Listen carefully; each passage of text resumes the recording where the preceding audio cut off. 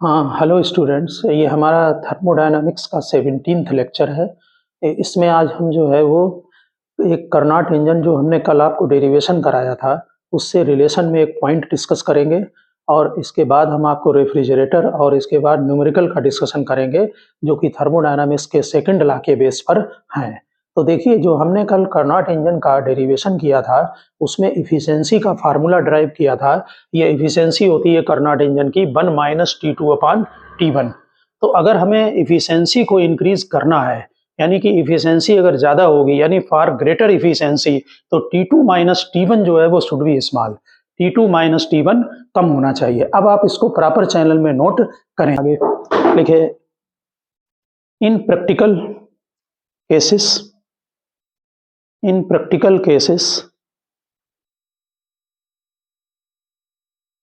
for eta to be large, in practical cases for eta to be large,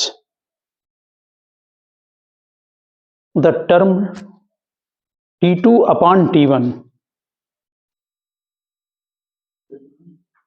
the term T2 upon T1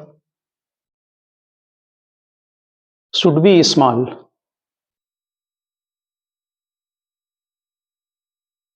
हम efficiency को increase कर रहे हैं, decrease नहीं, ठीक है ना। तो term T2 upon T1 should be small. To achieve this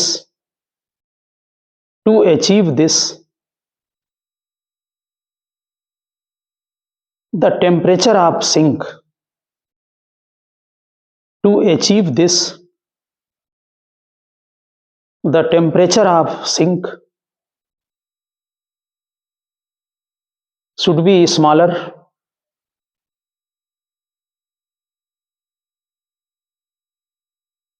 and T1 source temperature, sink का टेम्परेचर T2 है, ब्रैकेट में लिख देना सिंक के T2, temperature of sink should be smaller and T1 source temperature should B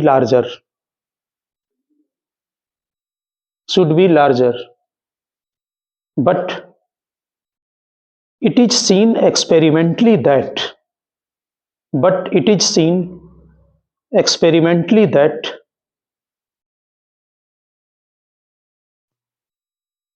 the efficiency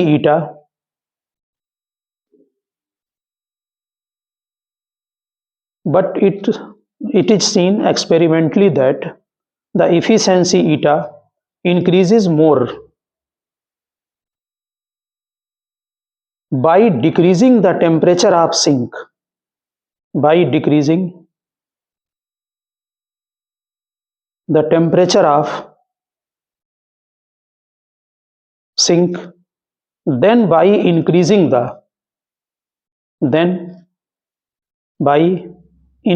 the temperature of source by same amount, then by increasing the temperature of source by same amount. अब next para में लिखें, हाँ, then by increasing the temperature of source by same amount,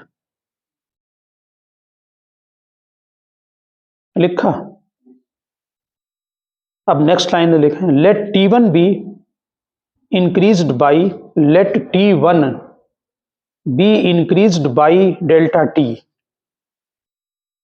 let T1 be increased by delta T बढ़ा दो T1 में से। LCM ले लो जरा, आप लोग फटाफट वर्क कर लें, एलसीएम ले लें। T1 plus delta T minus T2,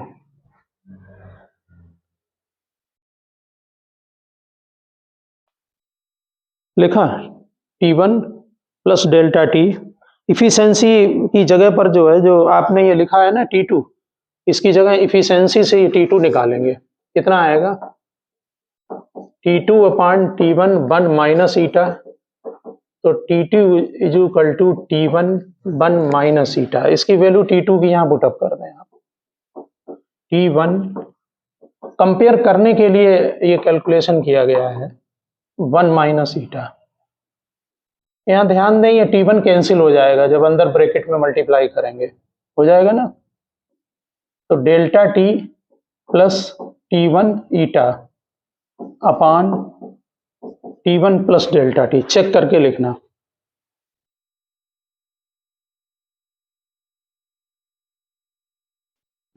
ठीक है ना, ईटा T1, अरे ये कैंसिल हो गया ना, T1 अंदर मल्टीप्लाई करेंगे तो T1 कट हो जाएगा यहाँ से, ठीक है ना। और ईटा में अंदर मल्टीप्लाई कर दो, माइनस माइनस प्लस हो गया। सिंपल कैलकुलेशन है, ये T1 ईटा लिख दिया, ये डेल्टा टी लिख दिया। इसे इक्वेशन नंबर 1 डाल दें, इफिशियंसी आ गई आपकी T1 को डेल्टा टी इंक्रीज करने पर। अब लिखें नाउ डिक्रीजिंग द T2। अब T2 को डेल्टा टी से कम करेंगे।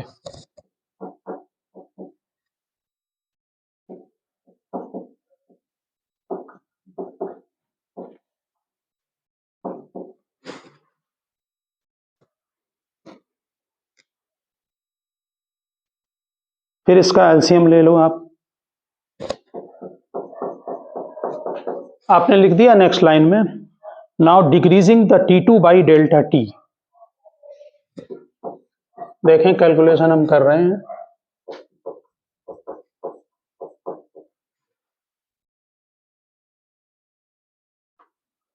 ये T1 माइनस T2 जो आपने ये निकाला है अपान T1, ये इफिशियंसी के इक्वल है, वहां से चेक कर लें। यहाँ पर एलसीएम ले लें T1, तो T1 माइनस T2 आ जाएगा। ठीक, तो अब ये हमारा इफिशियंसी था ना ईटा 2, तो ये आपका बन गया ईटा जो पहले वाली इफिशियंसी थी plus delta T upon T1। LCM ले लो T1 का, तो डेल्टा टी प्लस T1 ईटा, ये सेकंड इक्वेशन। अब दोनों इक्वेशन देख के बताएं कौन। हाँ, सेकंड में आपने T2 को डिक्रीज कर दिया डेल्टा टी से, तो जहां आपने इफिशियंसी लिखी, अब तो इफिशियंसी नहीं बन जाएगी ना ईटा की जगह, तो ईटा 2 हो गई, तो T2 को माइनस कर दो ना डेल्टा टी से। एलसीएम ले लो बाद में। एलसीएम लेने के बाद यहां से देखो, एलसीएम लेके ये T1 minus T2 upon T1 क्या है, ईटा है, तो पुटअप कर दो ना, T1 minus T2 upon T1 की जगह ईटा, बस फिर एलसीएम ले लो ना। अब ये दोनों इक्वेशन जरा कंपेयर करें, फर्स्ट और सेकंड। इसके न्यूमिनेटर सेम है, देखो ध्यान से, डिनोमिनेटर इसका ज्यादा है, इसका मतलब इसकी वैल्यू कम होगी, ठीक है ना। यानी कि ईटा 1 लेस देन ईटा 2 होगा। अब नीचे नोट कर दें, या ईटा 2 ग्रेटर देन ईटा 1, यानी इक्वल अमाउंट में ही चेंज किया ना हमने T1 और T2 को, लेकिन दोनों में एफिशिएंसी में वेरिएशन अलग अलग आया। ध्यान रखना क्वेश्चन जो है स्पेशली सीबीएसई पे, उसमें देखिए बस स्टेटमेंट लिख दो, for so same temperature change, for same temperature change, same temperature change the efficiency of engine is more by decreasing the temperature of sink.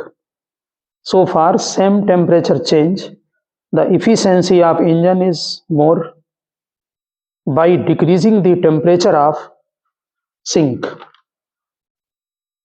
अच्छा क्वेश्चन है, ध्यान रखना उससे रिलेटेड कि किसको इंक्रीज और डिक्रीज करने से ज्यादा चेंज हो रहा है। आप नेक्स्ट हेडिंग डालें।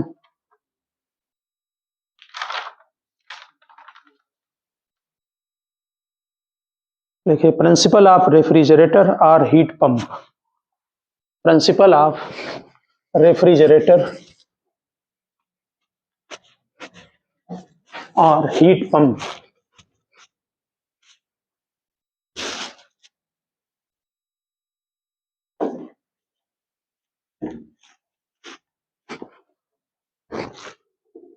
देखिए, any device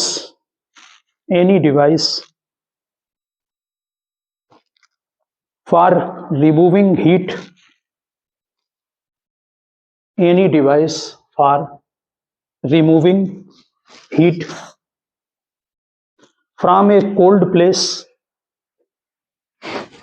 from a cold place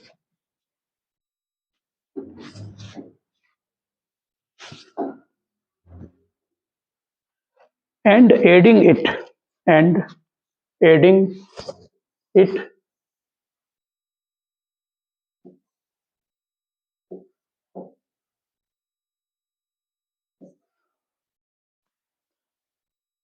to a hotter place is called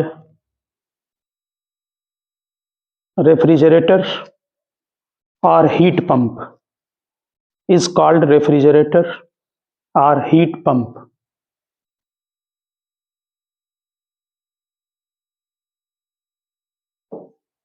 diagram आप बना लें, पहले ब्लॉक बनाएं। Sink at temperature T2। इन्होंने इसमें डेरिवेशन जो किए हैं, सिंक एट टेम्परेचर T2, उसमें वो नहीं चेंज किए T1 T2। जैसे सिंक का टेम्परेचर T2 लिया था ना, तो यहाँ भी T2 ही लिया है, ठीक है ना। और हीट वहां से Q2 थी, यहाँ तो सिंक से हीट बाहर निकल के जाती है Q2। एरो को चेक कर लेना है।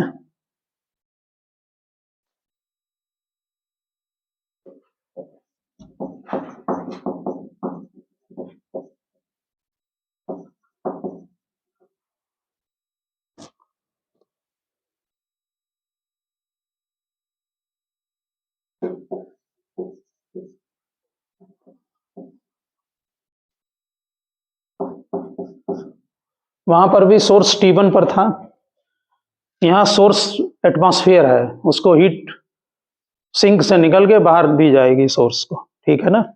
इसके लिए वर्क डन करना पड़ेगा, जो कंप्रेसर करता है। कंप्रेसर ऑफ रेफ्रिजरेटर, कंप्रेसर लिख दो यहाँ, कंप्रेसर। इसमें Q1 ग्रेटर देन होगा कि Q2? Q1 बड़ा होगा, ठीक है ना। ये दोनों प्लस होके Q2 plus W is equal to Q1 होगा। जैसे फ्रिज में से हीट निकल कर बाहर को चली गई एटमॉस्फेयर को, और वर्क डन करना पड़ रहा है।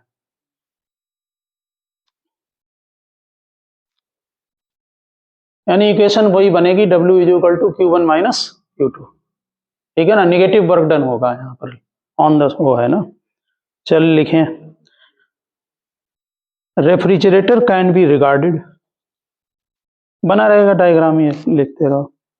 Refrigerator can be regarded as Carnot's ideal heat engine.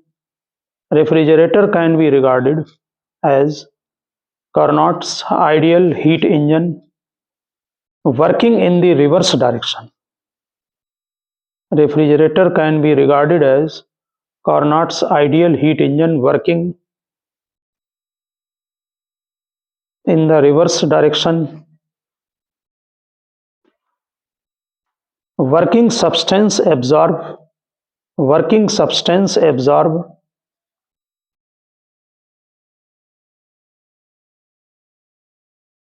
a certain amount of heat,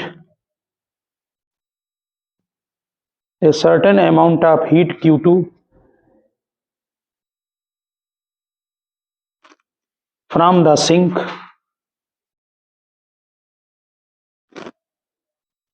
at lower temperature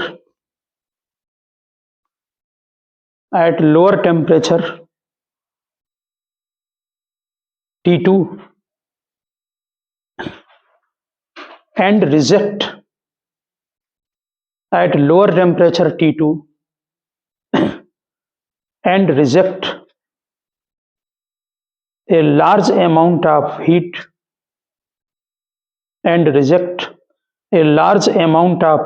Q1 to the source,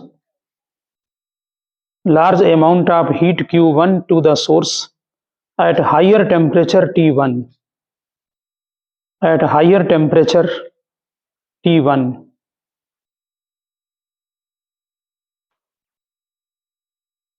लिखा, with the help of with the help of an external agency supplying the necessary energy. External agency supplying the necessary energy, यानी compressor है जो supply कर रहा है external जो work होगा. Working substance goes, next para में, working substance goes through the following steps. Working substance goes through the following steps. Number 1, sudden expansion of gas. आपको हम एक पॉइंट बता दें इसके पहले, यहाँ पर देखें जरा आप लोग, और इसको नोट नहीं करना उसमें कॉपी में, ठीक है ना. देखिए जितने कूलिंग सिस्टम होते हैं उनमें क्या होता है, देखें इधर ध्यान से, नहीं तो उसको नोट नहीं करना है इसको, ठीक है ना. उसमें क्या रहता है कि एक सिलेंडर में हाई प्रेशर से गैस को फिलअप कर देते हैं, ठीक है ना. फिर इसमें क्या होता है कि इसको ले जाकर जो आपका कंप्रेसर होता है, कंप्रेसर में एक्चुअली में क्या है कि पिस्टन सिलेंडर होता है.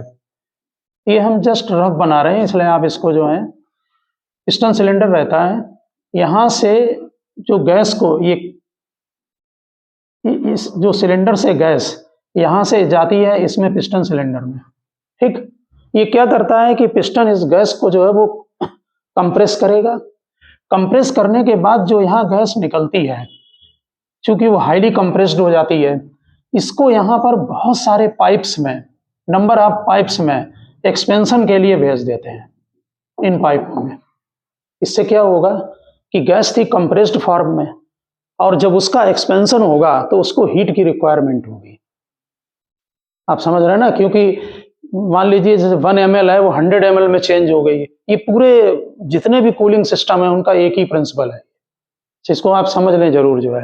यानी कि एक सिलेंडर में गैस को फिलअप करते हैं हाई, उससे पिस्टन ने इसको कंप्रेस किया, फिर यहाँ बहुत सारी पाइपलाइंस होती हैं, वो एक्सपेंड हो जाती है gas.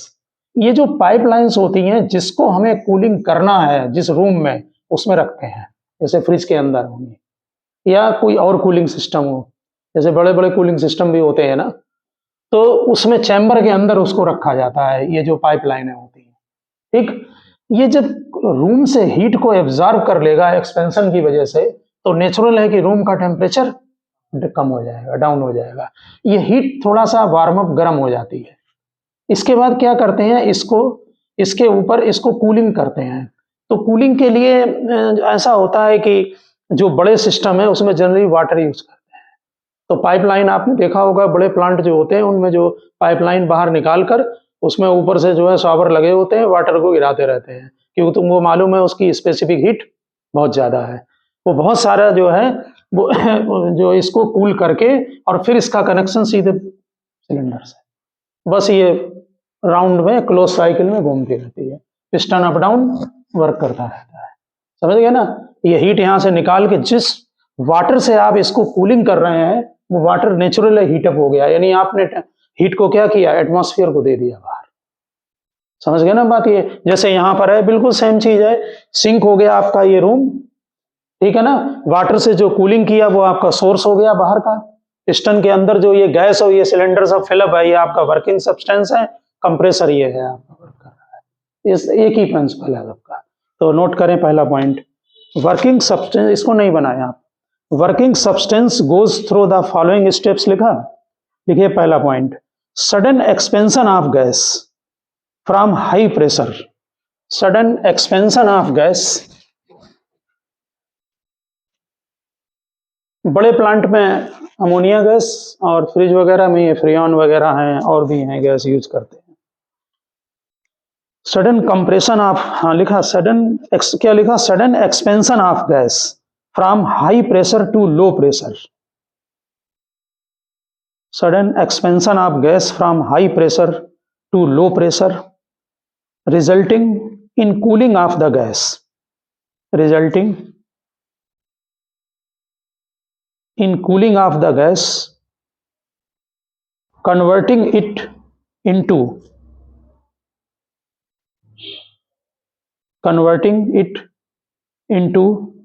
A vapour liquid mixture,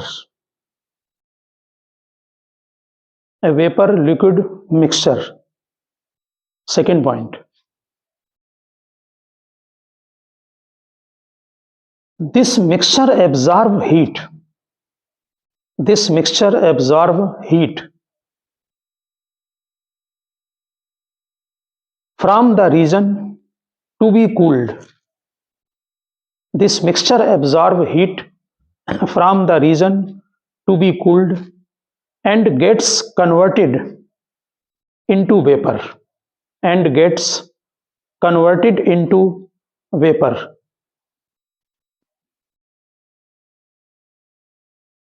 Third point, the vapor gets heated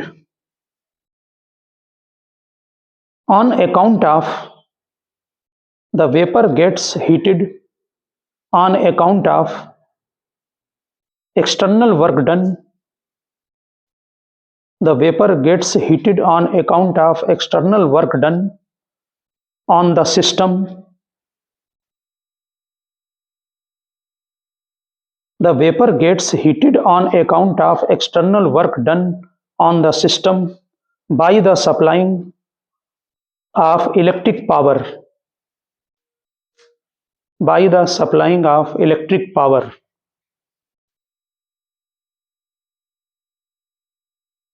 अगर आप किसी फ्रिज को ओपन कर दें और चलने दें फ्रिज को, तो रूम का टेम्परेचर इंक्रीज होगा कि डिक्रीज?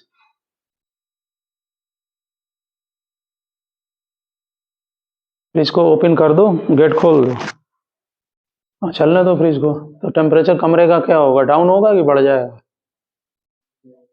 हाँ, कंप्रेसर जो वर्क कर रहा है ना, वो हीट को बढ़ा देगा कमरे का टेम्परेचर, ठीक है ना, क्यों? वो तो एक सिस्टम है, अंदर से हीट लेके बाहर फेंक रहा था, ठीक है ना। Next point, the heated vapour then release the heat to the surrounding, the heated vapor then release the heat to the surroundings and return to the initial state, the heated vapor then release the heat to the surrounding and return to the initial state after completing one cycle, after completing one cycle. Delta U कितना होगा इसका, system का? Change in internal energy 0। अब next line में लिखना, ये cycle हो गई चारों, आप समझ गए होंगे। लिखिए, in the cycle of change, in the cycle of change, next para में लिखना, working substance return to its initial state, working substance return to its initial state, hence delta U is equal to 0, hence delta U is equal to 0 by first law, delta Q is equal to delta W by first law, delta Q is equal to W, तो W is equal to Q1 minus Q2, W is equal to Q1 minus Q2। इसमें एक formula बहुत use होता है work done का। Actually में ये ध्यान रखना, ये जब डेल्टा Q लिखते हैं यहाँ पर, तो लिखते हैं Q2 माइनस Q1 और वर्क डन निगेटिव है, ठीक है ना। लेकिन ओवरऑल मैथमेटिकली आप समझ गए होंगे Q1 लार्ज है और Q2 स्मॉल है, इक्वेशन यही बनती है, समझ गए ना बात ये, क्योंकि work done on the system है ना, सिस्टम पर वर्क डन कर रहे हैं ना कंप्रेसर से, इसलिए ओवरऑल वर्क डन को नेगेटिव मानते हैं, ठीक है। तो Q1 को ये इसमें कॉमन ले लेते हैं, न्यूमेरिकल में बहुत यूज होता है ये फार्मूला Q1, तो 1 माइनस Q2 अपॉन Q1, चलो Q2 को ले लो, कि आप वहां पेपर में ध्यान रखना, आप Q1 को भी ले सकते हैं, Q2 को भी, जो भी तुम्हें डाटा दिया हो, इन्होंने Q2 को ले रखा है यहाँ मेरे में, तो ये Q2 अपान Q2 कॉमन ले लेंगे तो Q1 अपान Q2 हो जाएगा, और यहां पर क्या आ जाएगा, सॉरी यहां पर 1 आ जाएगा। तो क्या बना फार्मूला, ये किसके इक्वल होता है Q1 upon Q2? T1 upon T2 को, जो कर्नाट से प्रूव किया है, ठीक है ना। तो Q2 T1 upon T2 minus 1। जैसा देखें एक्सप्रेशन में, अगर Q1 आपको लगे कॉमन की जरूरत है, Q1 दिया है तो Q1 ले लेना, ठीक है ना। हमने Q2 से फार्मूला बना दिया। Work done W is equal to Q2 in bracket T1 minus T2, T1 upon T2 minus 1, ठीक है।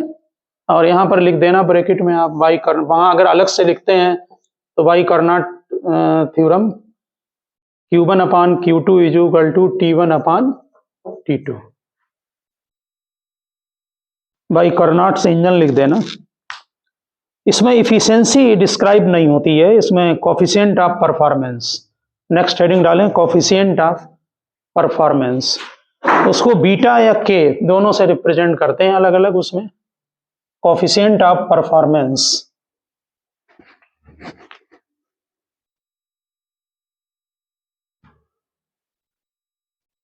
ब्रैकेट में बीटा, के से भी लिखते हैं कहीं कहीं बुक में, लिखे it is defined as the ratio of quantity of heat removed. It is defined as the ratio of quantity of heat removed per cycle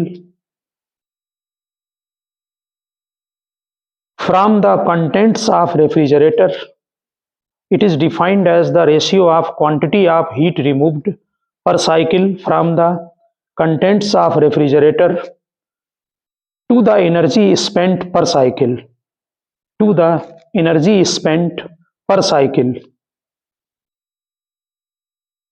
to remove this heat,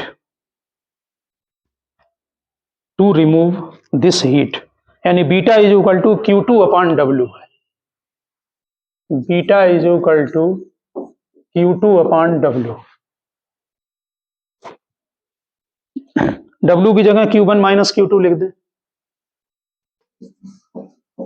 इसकी जगह Q1 माइनस Q2, और पूरी equation को Q1 से divide कर दें, numerator और denominator को। तो ये Q2 अपान Q1 1 माइनस Q2 अपान Q1। Q2 अपान Q1 किसके इक्वल होगा? T2 अपान T1 के। By Karnat cycle Q2 upon Q1 T2 upon T1। तो बीटा इज इक्वल टू ये बन गया आपका T2 upon T1 divided by 1 minus T2 upon T1। ये T1 आपका कैंसिल हो जाएगा और ये बन गया फार्मूला बीटा का, T2 अपान T1 माइनस T2। वो भी है, Q वाला भी है, बेसिक फार्मूला तो यही है। ये दोनों इक्वल हैं, ध्यान रखना न्यूमेरिकल में किसी की भी जरूरत पड़ सकती है, जैसे भी डाटा दिए जाए आपको, ठीक है ना। नीचे लिख दीजिए if eta is the efficiency of Karnat cycle, if eta is the efficiency of Karnat cycle, if eta is the efficiency of Karnat cycle, किसके इक्वल था ईटा? 1 माइनस T2 अपॉन T1। अगर आप इसको दोनों को आपस में रिलेशन बनाते हैं, रिप्लेस कर देंगे T2 अपॉन T1 की जगह वैल्यू पुटअप करके, तो beta is equal to 1 minus eta upon eta आ जाता है। Beta is equal to 1 minus eta upon eta. ये रिलेशन बन गया आपका इफिशियंसी कर्नाट इंजन की और परफॉर्मेंस रेफ्रिजरेटर की। ये बन जाएगा, ये फार्मूला कल ड्राइव किया था ना, इसमें T2 अपॉन T1, T1 को डिवाइड कर दो, T2 अपॉन T1 की जगह ये निकाल के वैल्यू डाल दो, आ जाएगी।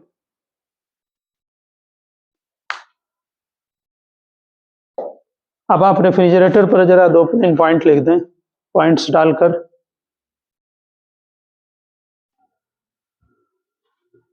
लिखिए बीटा स्टैंड्स फॉर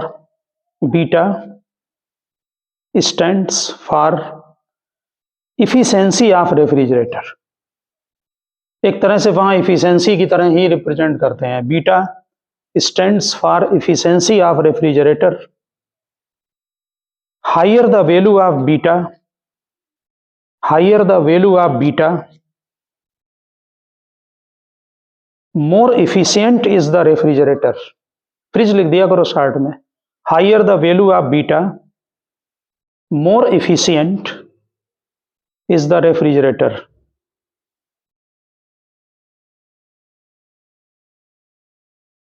लिखा। Second point, practical value of beta is less than the calculated value. Practical value of beta is less than the calculated value. Beta 5 और 6 आता है प्रैक्टिकल, लिख दीजिए बीटा इज इक्वल टू 5 और 6। Third point, equation shows that, equation मतलब beta की equation, equation shows that smaller is the value of T1 minus T2, smaller is the value of T1 minus T2, यहां से T1 minus T2 कम होगा तो beta ज्यादा होगा। smaller is the value of T1 minus T2, greater is the value of beta।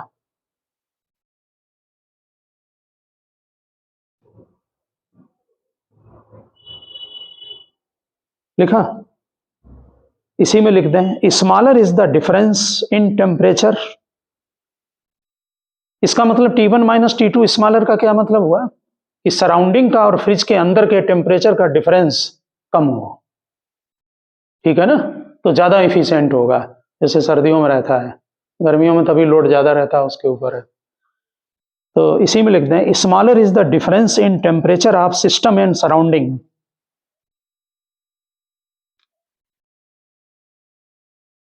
Smaller is the difference in temperature of system and surrounding. More efficient will be refrigerator. More efficient will be fridge लिख दो। Next point.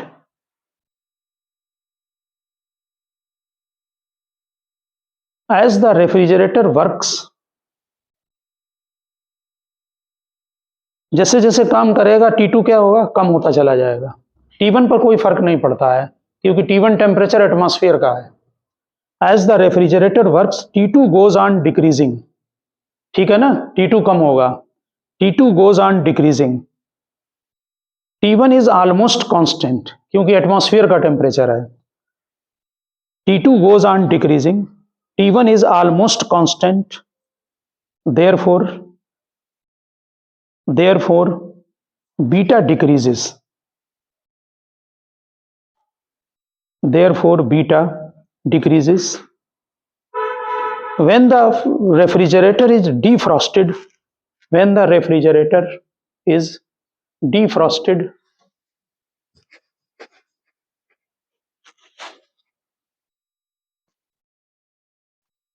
T2 increases,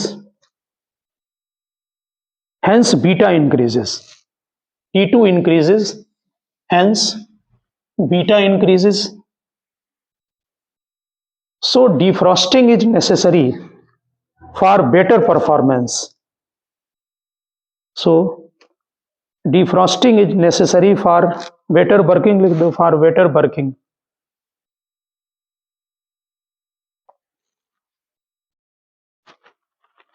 ठीक है ना। Next point लिखें, refrigerator can not work without, refrigerator can not work without some external work done. Refrigerator cannot work without some external work done on the system.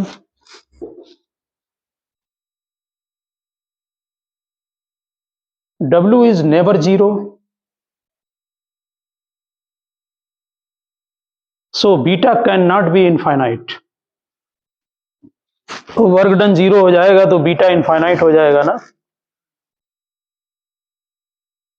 Next आप numerical note करें, लिखें question 1।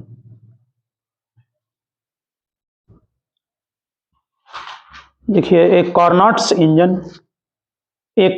Engine working between 0 degree centigrade and 100 degree centigrade, 0 degree centigrade and 100 degree centigrade. takes up 746 joule of heat from the source per cycle.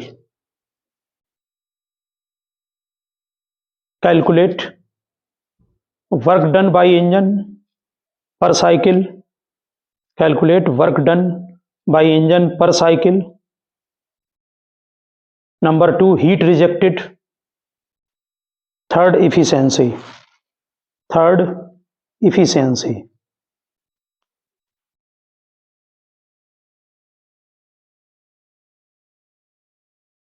लिखा। तो work done जो efficiency का आपका formula था, यहां पर ध्यान दें, ये W/Q1 था और यही था आपका 1 - T2/T1। फार्मूले बहुत अच्छी तरह से लर्न रखना।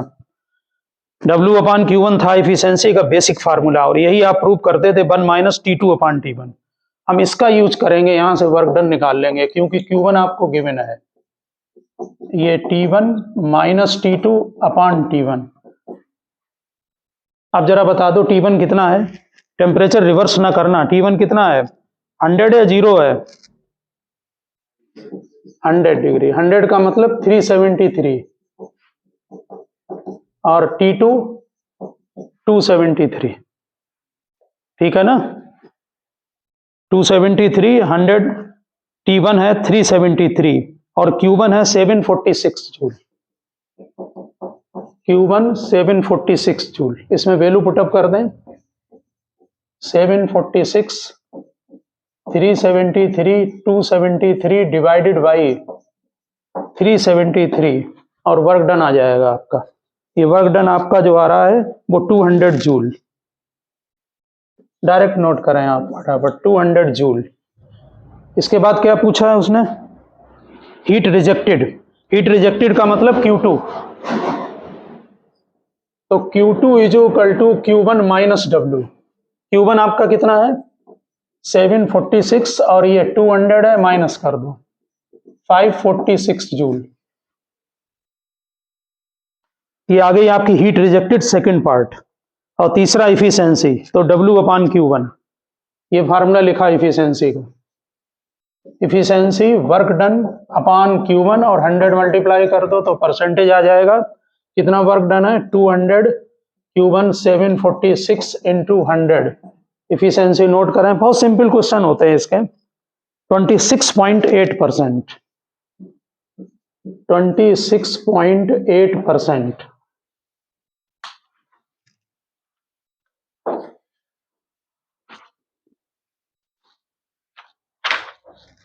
नोट किया। नेक्स्ट क्वेश्चन लिखें। देखिए, an ideal heat engine operating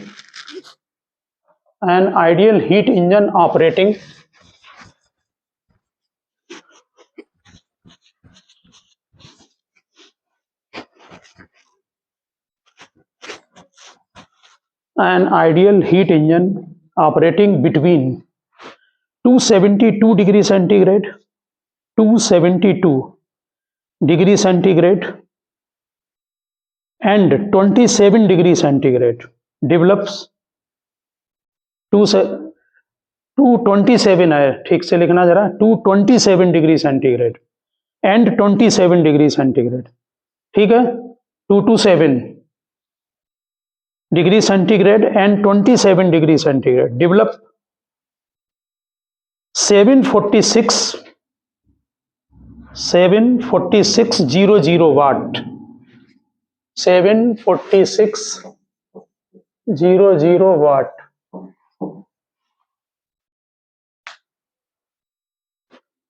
Find the efficiency of engine. Find the efficiency of engine, comma, the heat taken per second.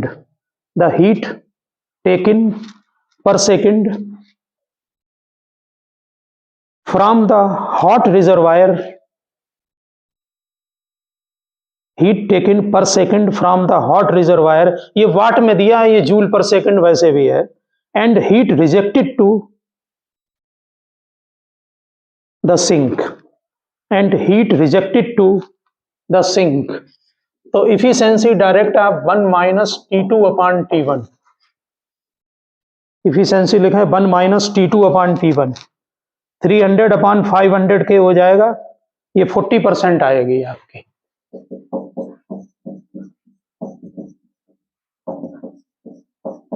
100 multiply कर लेना, पहला पार्ट इफिशियंसी का। सेकंड पार्ट, सेकंड में क्या पूछा उसने, वर्क डन, वर्क डन तो given है, Q1 पूछा है, तो इफिशियंसी होती है W अपॉन Q1, अभी लिखा था फार्मूला, बेसिक फार्मूला है, तो Q1 is equal to W upon efficiency, 0.4 में डाली जाएगी, वर्क डन आपको गिवन है, 0.4 में इफिशियंसी डाल दें, 74600।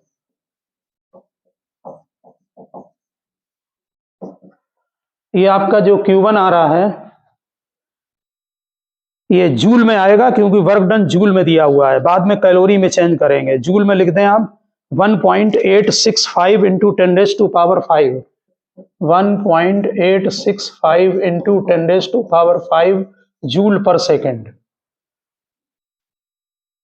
और इसमें 4.18 को डिवाइड कर दें तो ये जो डाटा आपका आएगा 1.865 इंटू 10 रेज़ टू 5, इसमें 4.186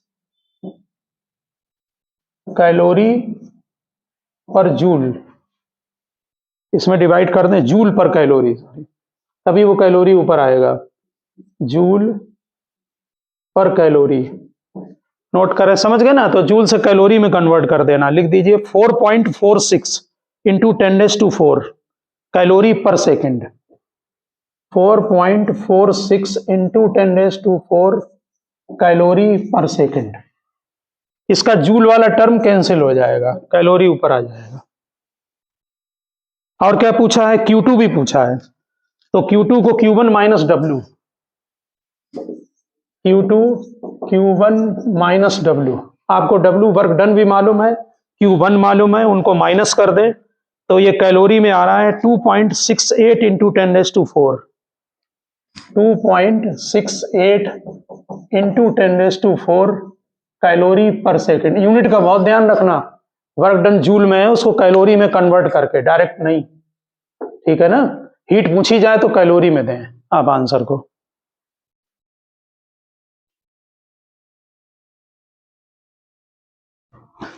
नेक्स्ट क्वेश्चन लिखें, लिखिए a Carnot engine whose, a Carnot engine whose heat sink, a Carnot engine whose heat sink is at 27 degrees centigrade. A Carnot engine whose heat sink is at 27 degrees centigrade has an efficiency of 40%. Has an efficiency of 40%. लिखा,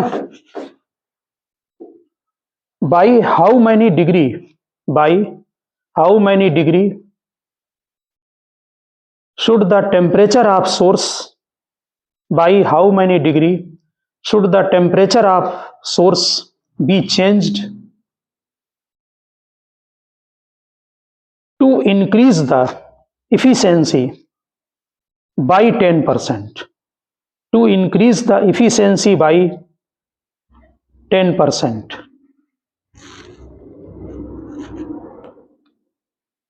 लिखा है, तो पहले तो ये T2 आपको given है 27 degree centigrade, तो कितना हो गया T2, बोलो 300 K। इफिशियंसी होती है 1 minus T2 upon T1, efficiency कितनी है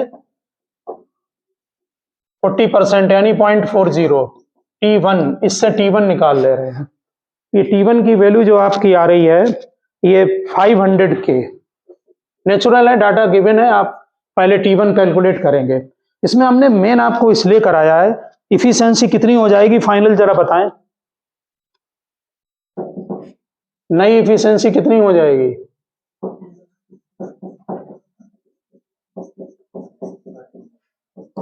पहले 0.40 थी, फिर उसका 10% इंक्रीज कर दी गई, इंक्रीजेज बाई 2। जरा एग्जाम में ध्यान रखना, इसका मतलब जो नई इफिशियंसी आएगी वो 44% आएगी। ठीक है ना, तो जरा अलर्ट रहना इसको लगाने में। अब जो नई इफिशियंसी आपकी आ रही है ये 1 माइनस T2 तो वही रहेगा, T1 चेंज हो जाएगा क्योंकि कह रहा कितना इंक्रीज कर दें। ठीक, अब आपने 𝜂1 निकाल लिया है 0.44, T2 आपको मालूम है वहां से 300 के, तो T1 डेज आपका निकल आएगा। ये T1 डेज आ रहा है 535.7, T1 डेज 535.7 के। समझ गए, देखो T2 मालूम है आपको 300, इफिशियंसी मालूम है, T1 डेज आ जाएगा, नेचुरल है। ठीक, तो अब लिख दो increase in temperature, increase in temperature minus कर दो 535.7 में 500 का, इंक्रीज इन टेम्परेचर 535.7 माइनस 500 तो 35.7 के, इतना इंक्रीज हो जाएगा। एक क्वेश्चन रेफ्रिजरेटर का और कर लें छोटा सा, समझा, एक क्वेश्चन उसको नोट कर लें, खत्म हो जाएगा टॉपिक। वो लिखिए, a refrigerator has to transfer, a refrigerator has to transfer, a refrigerator has to transfer an average of 262 joule of heat. A refrigerator has to transfer an average of 263 joule, लिखा है 263 joule of heat per second from temperature minus 10 degree centigrade to 25 degree centigrade, minus 10 degree centigrade to 25 degree centigrade. Calculate the average power consumption. Calculate the average power consumption. ये Q2 given है, कितना है 263, Q2 263 joule per second, T2 given है 263 के, वो minus में है ना, उसमें केल्विन में चेंज कर लेना, -10 है। T1 है आपका 298 के। मिल गए तीनों डाटा। अब आप डाल दें बीटा, बीटा क्या किसके इक्वल होता है बोलो, beta is equal to Q2/W is equal to T2 upon T1 minus T2। Okay, अब इसमें आपको सभी डाटा मालूम है, W निकालना है, Q2 मालूम है, T2 मालूम है, T1 मालूम है ना, तो यहां से W आपका 35 वाट आएगा, 35 जूल पर सेकेंड।